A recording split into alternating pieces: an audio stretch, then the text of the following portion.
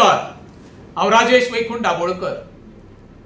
काल मडगांवचो आमदार दिगंबर कामत बीजेपीच्या ऑफिसा सकयल येवन पत्रकारांक म्हणून लागलो, तुम्ही आपली फकाणां कितकीय करा पण देवाची फकाणां करूं नाका।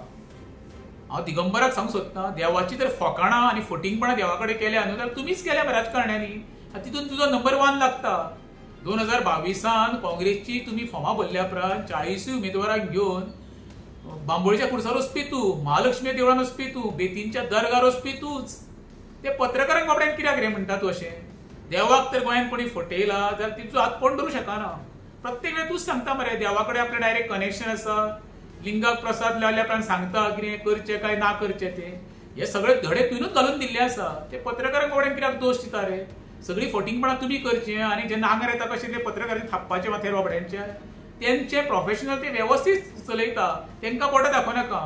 तुमची कर्मां, तुमची फटिंगपणां लिपोवपा खातीर तुमी तांकां बोट दाखयता, तांकां दोश दिता।